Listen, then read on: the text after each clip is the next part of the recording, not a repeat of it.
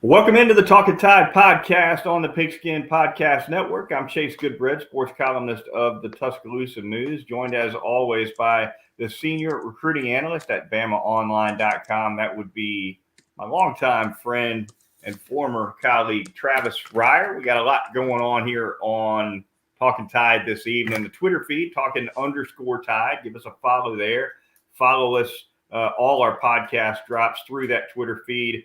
You can also get us at our web host at megaphone.fm as well on any podcasting app you prefer, including Apple Podcasts. Also available on YouTube and Facebook is the Talkin Tide podcast. Going to be talking NFL draft coming up this week in this edition of Talkin Tide. A little bit of roster news as well. Quickly want to thank our sponsors. That would be North River Dental Associates, Peterbrook Chocolatier of Tuscaloosa, and finally our corporate sponsor, DraftKings. More on them later in the program, but right now on the program, Travis, we dive in with a little NFL draft talk coming up, of course, on Thursday, Friday, and Saturday. Alabama, as usual, with double-digit draft candidates, Travis, although in this particular draft, it looks like Alabama is only going to have about 2 first-rounders, which is a lot for just about any program. By the Alabama standard, though, it's a little light. Yeah, if you do 6, I guess, last year to tie the record in an individual first round, 2 does. And really, once you get past Evan Neal, there's intrigue with just about all of these guys. I think the expectation is that Jamison Williams goes in the first round as well, but will it be closer to 10? Will it be closer to 20? Maybe into the low 20s? Or where exactly does he go coming off that knee injury? You got a wide array of mocks when it comes to guys like maybe Phil Mathis and Mechie. And I guess Christian Harris, he's a guy too, when you talk about the second round, potential maybe to creep into late first. It sounds like it's going to be more day 2 for Christian Harris, but yeah, a lot of uncertainty with a lot of these guys. No doubt. And we've seen some drafts where Alabama's past drafts where Alabama's really most of the names are off the board by the end of the second day, and there's not too much left on day 3. Might be a little bit more balanced in this particular draft. Several guys, you mentioned a couple of them, good chance to go on day 2. Day 3, there should be a handful as well. Thought we'd have a little fun on this edition of the Talkin Tide podcast, Travis, and do a little draft of our own, but just among the Alabama prospects. We'll start things off with the top pro prospect of the bunch, which, of course, is a pretty easy call. But then as we navigate through the rest of these names, things will get interesting. So we'll go back and forth. I'll go ahead and start with the easy one, Evan Neal, the offensive tackle. Fantastic player for Alabama, a 3-year starter, experience at guard, right tackle, left tackle. He does it all. Scouted as a left tackle, certainly has all the traits NFL clubs look for in a left tackle, and a great chance to be a top 5 pick. I don't think it's out of the realm of possibility that he goes number 1, Travis, to our Jacksonville Jaguars.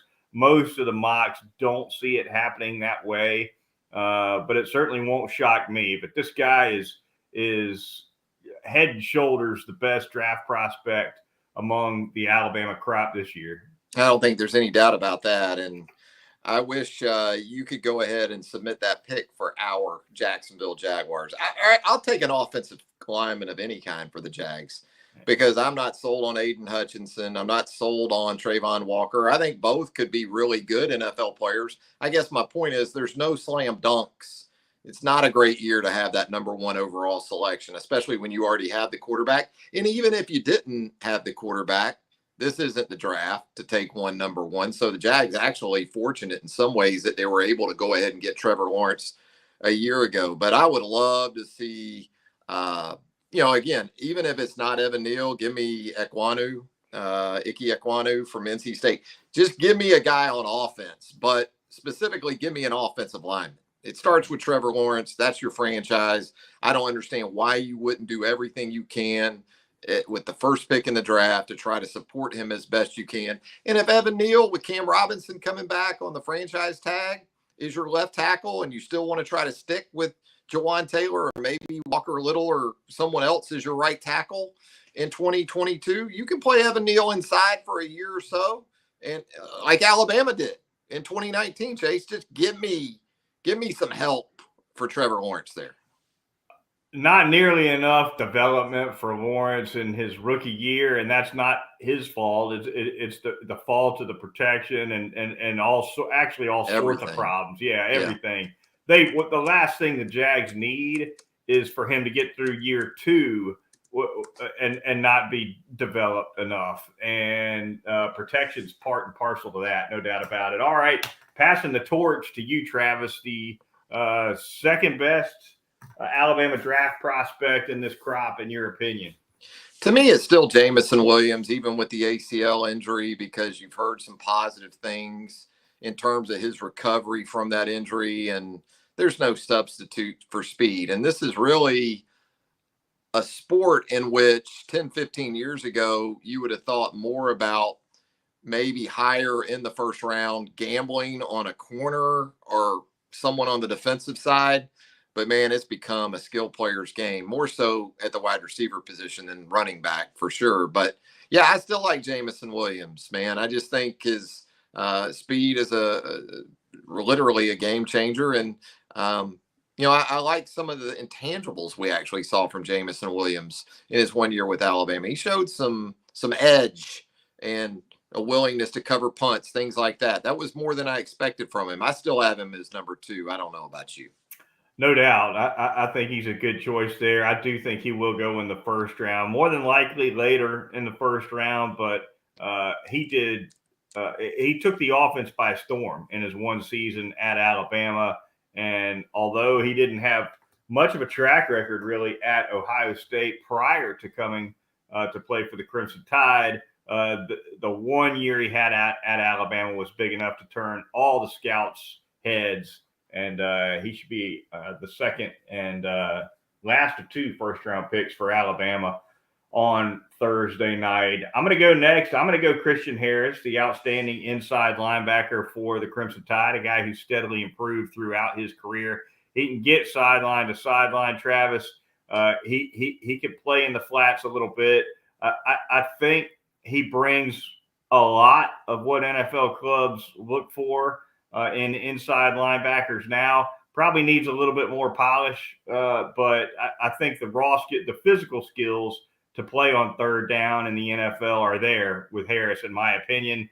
Maybe needs some refining, but he's probably going to be – I think he'll be the third player off the board for Alabama, and whoever picks him up I think is going to be very happy. Yeah, I think that it may take a little time still for Christian Harris, because even when he got to Alabama, linebacker was still a fairly new position for him, especially from a full-time perspective. Now, I think some folks will look at Christian Harris and maybe think a little bit of Rashaan Evans, a little buyer beware there, because if we're being honest about Rashaan, his start to his NFL career hasn't been what maybe you had anticipated, especially for him going in the first round. But, the concern with Rashaan was he an every down guy? First, second down, okay. But when you got to third down, Rashaan at Alabama would kick out or rush the passer. He wasn't a guy who played in coverage. This is what Christian Harris can do. He can play off the ball. He can play in coverage. So I think that gives you a little more security with Christian Harris there. I think he will be the third player off the board. I like John Mechie in that spot myself, because I just think Mechie is already a pro. I think if he's healthy as early as this season coming up, he's going to be a really good number 2. I know you don't probably like to reach that high for number 2s, but, man, I love John Mechie. If he's not the third guy, I've got him as the 4th. Mechie, your guy at 4, no doubt. He is he showed a lot at Alabama, waited his turn. Of course, when he first got to Alabama, he was stuck behind a couple of first-round picks, but emerged nicely the last couple of years, particularly in 2021, the unfortunate knee injury cut his season short, but he brings a lot. Reminds me a little bit of a Jarvis Landry, I guess, if I had to come up with a comp. I think he's going to bring a lot to the table in the NFL. It is a deep draft for the wide receiver position, but he's certainly a strong pick at number 4. Number 5, I'm going to go Jalen Armour Davis, Travis, which might surprise a few. He's a guy who brings the measurables, right? And that's certainly something the NFL is high on, especially at that position. Scouts are probably a little higher on him, I think, than most expected. But we'll see what happens with Jalen Armour Davis in the draft. Consistency wise, experience wise, maybe not quite the track record, I guess you could say, that some cornerbacks taken early in the draft from Alabama have had in the past. But between the length and the wheels, the measurables, I think he's got a good chance to go maybe 3rd round. We'll see. But I'm going to go JAD for the 5th pick of our little exercise here. Yeah, he's projectable at multiple positions, right? You can play him at corner. He's played the sub-package roles. You could even envision him as a safety maybe at some point in his career. So potential value there with Jalen Armour Davis, who was Alabama's most consistent corner throughout the 2021 season. And absolutely. And look, let's be honest. There's a Bama bump going on right now, especially at that position, because you've turned out Trayvon Diggs, you've turned out Patrick Surtain Jr. So, but as much as anything, again, I think you like about Jalen Armour Davis that you could see him at 2 or 3 different positions. What about Phil Mathis up next? That's where I'll go. The defensive lineman. I think there are probably as wide-ranging opinions on Fedarian in terms of how where's his ceiling? Is he too close to that right now, Chase? I think solid. Maybe has a Damian Square type career where there's a little bit of doubt about him. And next thing you know, you look up 8, 9, 10 years later and the guy's still in the National Football League. I think Phil's going to go earlier than Damian Square did all those years ago. But I don't know if there's a consensus on exactly where he sits on boards across the league. No, I don't think there is. He's a little bit of a wild card. Had a nice year for Alabama last season. I think he seems to me a little bit of a self-made guy, a guy who's brought a big work ethic, also quite a bit of leadership to that Alabama defense as well. Had a strong performance in 2021. I think his draft value lies very heavily in his 21 tape, maybe even exclusively. But nevertheless, he should hear his name called, I think, probably at some point on day 3. My turn, Travis. I'm going to go Brian Robinson, the Alabama running back, had an outstanding senior year in 2021. A powerful guy.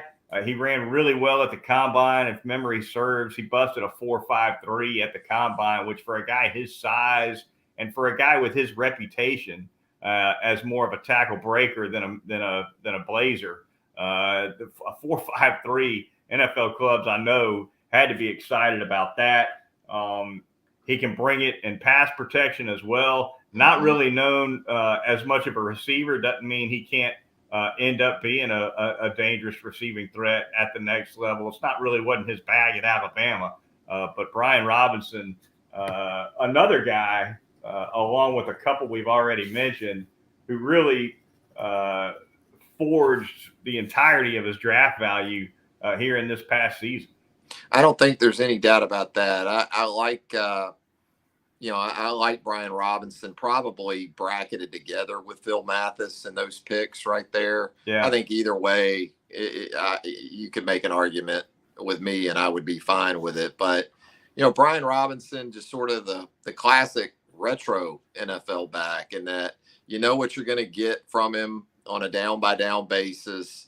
One cut runner, get downhill, get behind his pads, physicality. You're right. The 40, I think, surprised some people. I think people were thinking Brian Robinson was going to be a full 1/10 of a second slower than what he ran in Indianapolis. I don't know if we ever got shuttles on him, though. Maybe you did, but that's where my interest was for him as much as anything. But even with those times, he is what he is. The tape shows you what kind of back he is. You think about 49er backs here in the last 10 or 12 years. He reminds me of those kind of guys, maybe Denver backs that we've seen here in the past with the decisiveness. So, yeah, I like Brian Robinson there, maybe even a little ahead of Phil Mathis if it came down to it. And, from there, I guess you're looking at Christopher Allen coming off the injury against Miami in the season opener. And, something that doesn't work in Brian Robinson's favor with positional value should help Christopher Allen as an edge guy.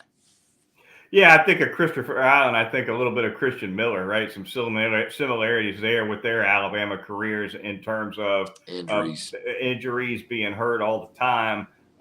And, it's unfortunate that I guess the difference is Miller finally did put a healthy stretch together there in his last year at Alabama, whereas Allen, unfortunately, was knocked out early in the season. Allen definitely a guy, though, that could bring some pass rush late in the draft. Not a bad guy at all to take a chance on. Kind of a grab bag from here, Travis. I guess we'll go ahead and disintegrate our back and forth. But Josh Jobe, Slade Bolden, Chris Owens, some of the others who are hoping to be picked probably toward the back end. I definitely think Jobe will go in the draft. I think Bolden and Owens probably looking more like UFA type guys, but you never know. Maybe Bill Belichick sees a third down guy in Slade Bolden. Everybody's got Bolden to the pass. Slade Bolden seems like the perfect Mr. Irrelevant pick, doesn't he? Yeah. Like that last pick in the draft. I mean, yeah. That's Slade Bolden written all over it. Maybe I look. You get to that point, you almost hope for the player that they don't get drafted and they have more of the ability to pick their spot, right? But no, I mean, it's an honor regardless. How many people can say they were drafted in the NFL? So, no, from that perspective, you hope it for guys like Slade. I'm with you. I think Josh Jobe pretty much wraps it up. You're looking at 8 or 9 guys in that scenario. And Jobe, it hasn't always been pretty, but there's something to be said about Nick Saban kept running him out there. Right. Mm-hmm. So we talked about the Bama bump in relation to maybe Jalen Armour Davis. I think perhaps that helps Josh Jobe. And he's another guy, too, that, look, maybe in the NFL, they give him a look at safety. He's a physical dude and doesn't mind the contact. And so, there's some different ways he could go there at the next level. Special teams for Jobe, too. Yeah. I think he definitely fit in well at the Sunday level. All right, the Talkin Tide podcast. Going to move on. Thank a couple of sponsors here really quickly. Going to start telling you all about North River Dental Associates and Dr. Jack Smalley, his fantastic staff of dental hygienists over at 1100 Fairfax Park in Tuscaloosa, easily located and found right off of Watermelon Road. For all of your family's dental needs, go see Dr. Jack. Get in there twice a year for that routine cleaning.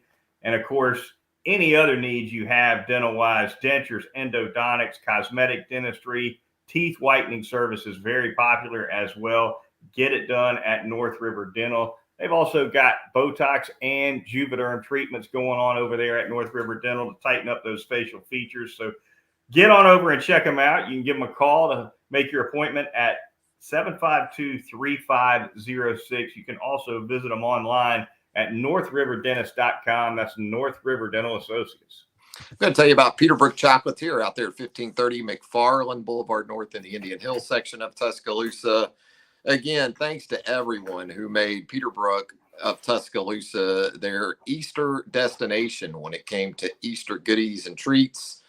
And look, you still got some interesting dates coming up. You got Mother's Day coming up in a couple Sundays, so you absolutely want to take care of Mama. We all know Mama loves chocolate, the best chocolate you're going to find in West Central Alabama and beyond, for that matter.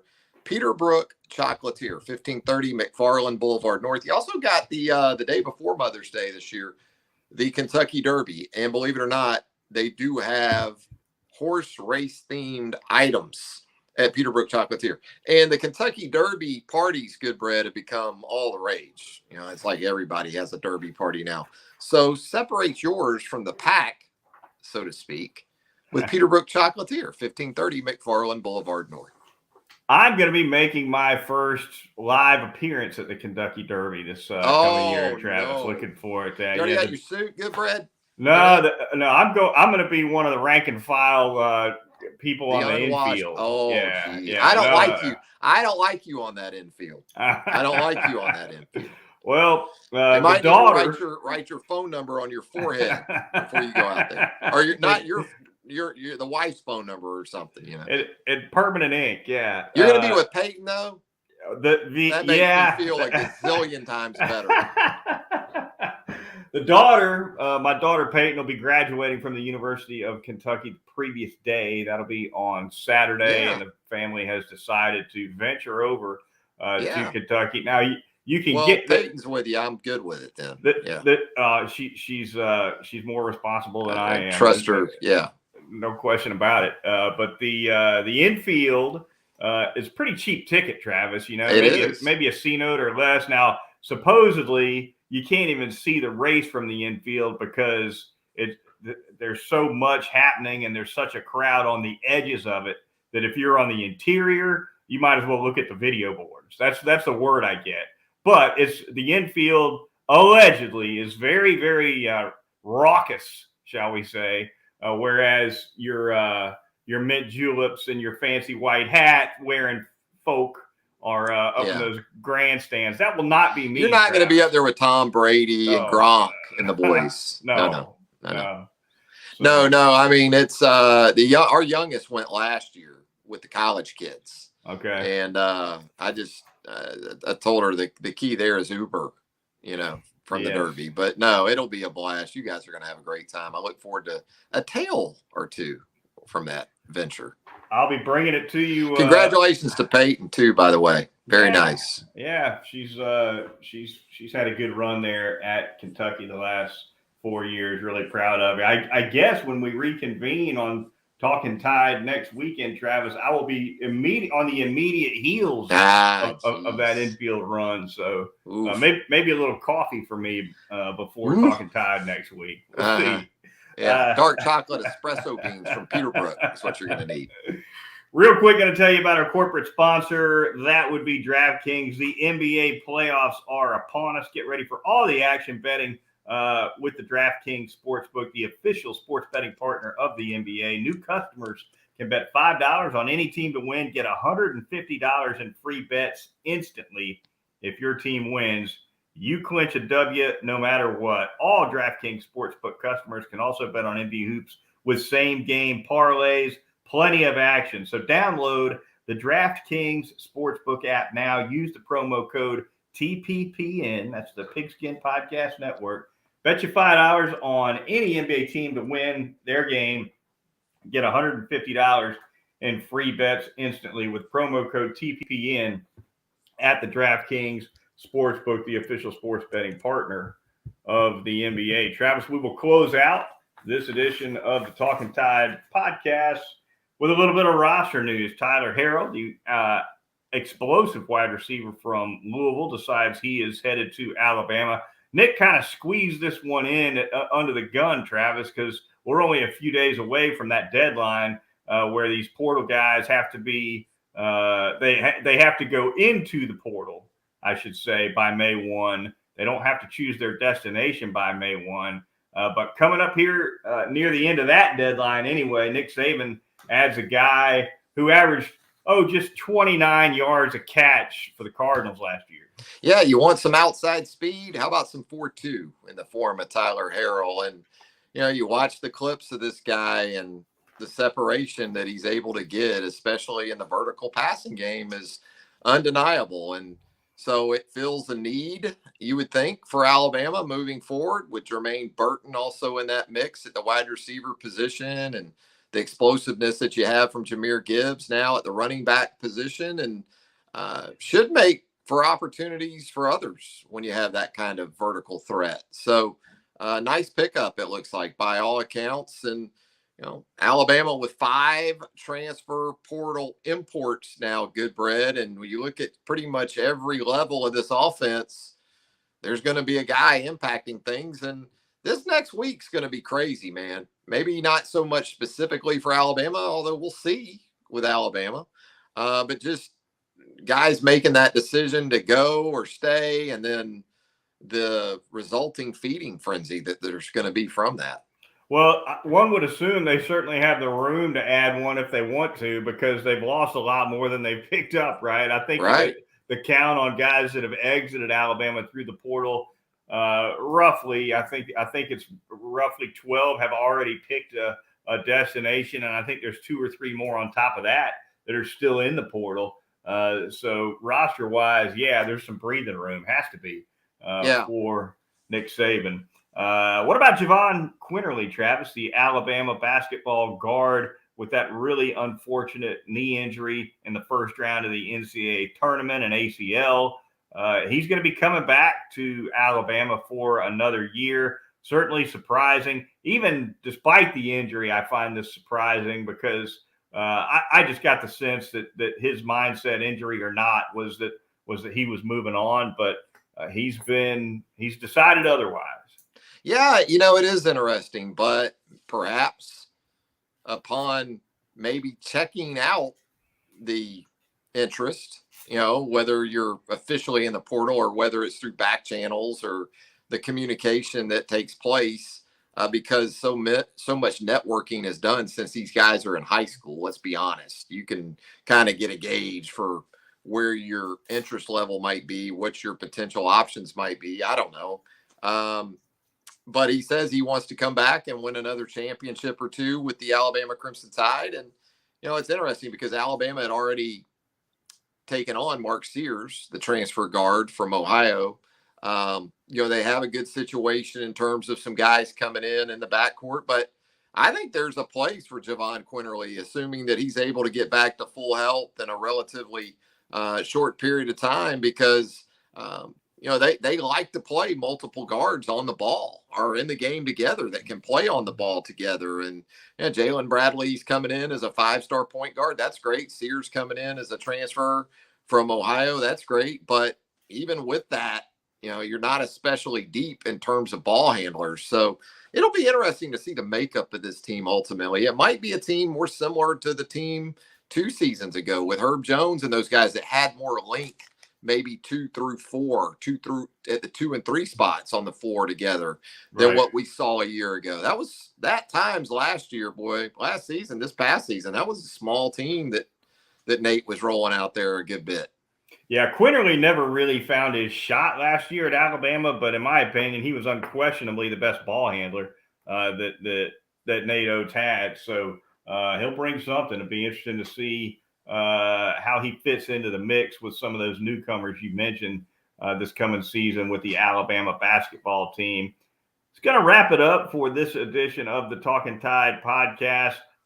Wanted to talk real quick, though, before we shut it down, Travis, about these NIL collectives. Of course, Alabama has established its collective. High Tide Traditions is the name of it.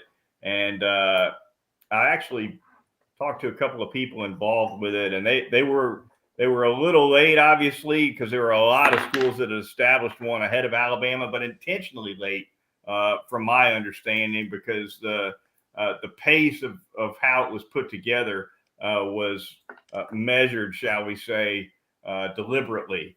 And it sounds as though the Alabama faction of all these collectives, the sense is that things are a lot wilder now with NIL than maybe they will be a year or 2 from now. And High Tide Traditions, I think, is trying to gear itself toward what the long-term picture is going to look like, as opposed to piling up the biggest pile of cash you can right now and throwing it out as fast as you can, which is definitely how some collectives are approaching this thing. Well, look at college basketball in the last week with some of the decisions to come back for another year at Kentucky and North Carolina, especially. And now you hear from Michigan on Sunday about some important news impacting the Wolverines roster, and you think immediately about NIL. Yeah. And how, some of these guys are going to benefit tremendously. You even had, I believe it was the transfer from Kansas State to Miami.